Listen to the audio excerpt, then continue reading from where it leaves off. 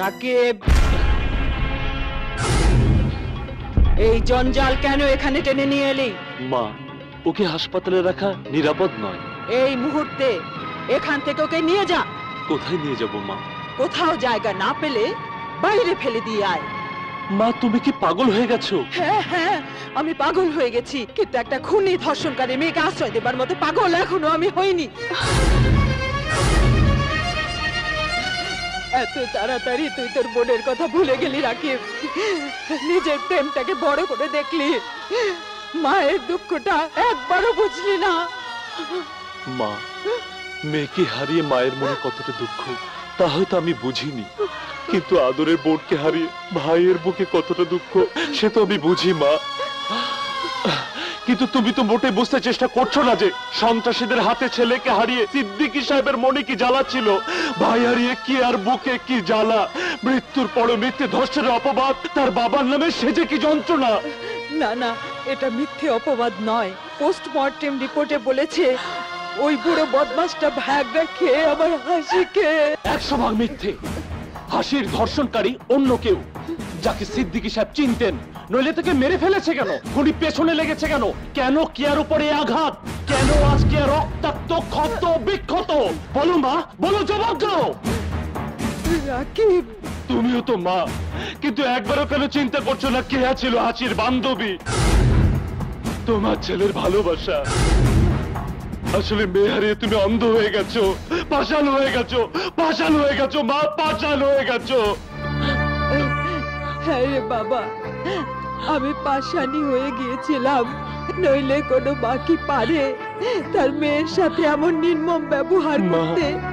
কি আমার প্রতি আমি অবিচার করেছি বাবা? চল বাবা, চল, চলো মা, চল।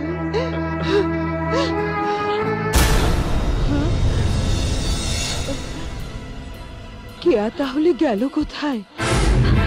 কেন কেন বাঁচিয়েছো আমাকে? আমি বাঁচতে চাই না, চাই না কারো সাহায্য সহানুভূতি। পারি একাই বেঁচে থাকবো, না পারি ধ্বংস হয়ে যাব। তবু কারো সহযোগিতার দরকার নেই আমার। আছে, দরকার আছে কেয়া, দরকার আছে। তোমার দরকার না থাকলেও আমাদের দরকার আছে তোমার পাশে দাঁড়াবার। মায়ের উপরে রাগ করো না কেয়া, মা তার ভুল বুঝতে পেরেছেন। হ্যাঁ হ্যাঁ, সবাই ভুল বুঝতে পেরেছে, শুধু ভুল বুঝতে পারিনি আমরাই, যার জন্য আমার বাবাকে হারাতে হয়েছে আমার ভাইকে। শুধু বুঝতে পারিনি কি আমাদের ভুল ছিল। কেয়া, মানুষ যা চায় তা ভুল করে চায়, আর যা পায় তা ভুল করে পায়। লোকে ভালোবাসার জন্য জীবন দেয়, আর আমি না হয় বুক ভরে ঘৃণার জন্য জীবন দেব। তবু তোমার এই দুঃসময় তোমার পাশে দাঁড়াতে চাই কেয়া, তোমার পাশে দাঁড়াতে চাই। হ্যাঁ কেয়া, আজ এই মুহূর্তে সব ভুল বোঝাবুঝির অবসান হোক। তোমার এই পরিণতির জন্য দায়ী কে? কার জন্য তুমি হারিয়েছো তোমার বাবাকে, তোমার ভাইকে?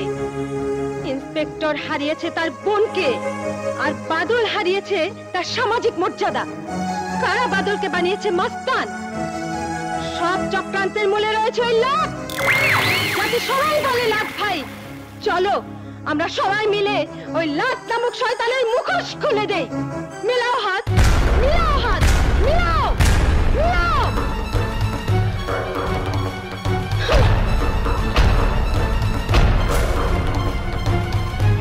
আইচি ল্যাংটা জামু ল্যাংটা, কারো কাছে নাই ঠেকারে সেন্টিমেন্টার, এই দুনিয়ায় রইলাম একারে।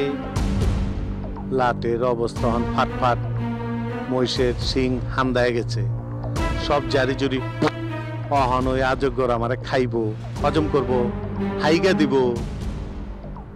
লাঠের কাছিম চিত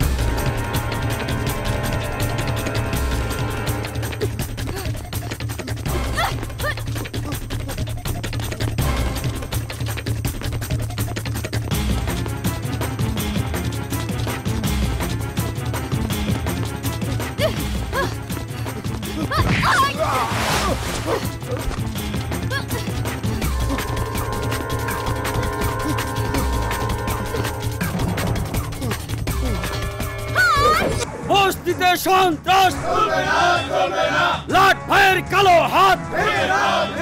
ভাই সব জনতা আজ লাট ভাইয়ের বিরুদ্ধে সোচ্চার হয়েছে। লাট ভাইয়ের চাঁদাবাজি বন্ধ করো, বন্ধ করো। লাট ভাইয়ের চাঁদাবাজি বন্ধ করো। ভাই সব আজ থেকে বস্তিতে বস্তিতে আমরা কোনো সন্ত্রাস হতে দেব না। লাট ভাইয়ের কালো হাত ভাই সব আজ থেকে লাট ভাই সন্ত্রাসীদের প্রতিহত করতে হবে। লাট ভাইয়ের চাঁদাবাজি কালো হাত।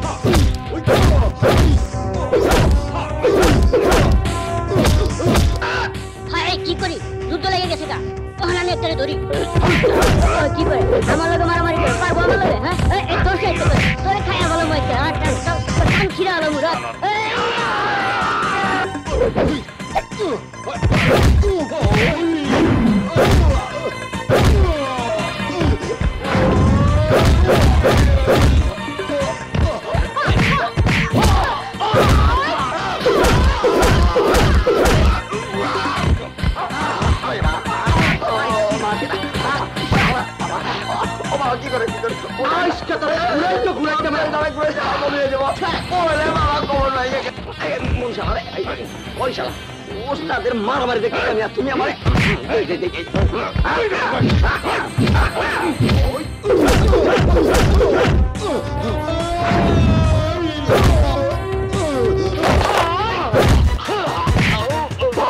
তোদের কে পাঠিয়েছে?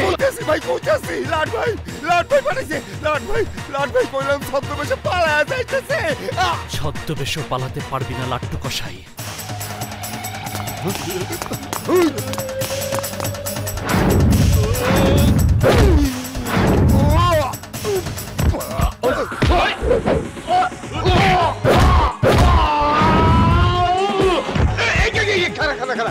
মারামারি করা ভালো না, জানোস না? খাইছি তোরে, যাবি কই?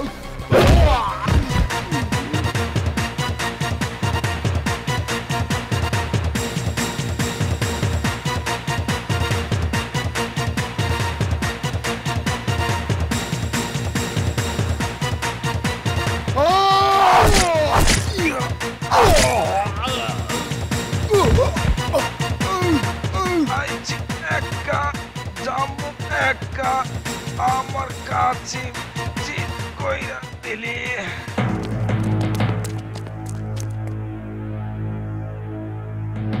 সমাজ থেকে গডফাদারদের ধ্বংস করার লক্ষ্যে একসময় ইন্সপেক্টর রাকিব সহ বাদল, কেয়া আইনকে হাতে তুলে নিয়ে আইনের চোখে যে অপরাধ করে, মাননীয় উচ্চ আদালত সে অপরাধকে সহানুভূতির সাথে বিবেচনা করে আসামি রাকিব, বাদল ও কেয়াকে 5 বছরের সশ্রম কারাদণ্ডে দণ্ডিত করে। নগদে 500 টাকা বা তার বেশি পেমেন্টে পেতে পারেন ঢাকায় জমিসহ 20 কোটি টাকার পুরস্কার।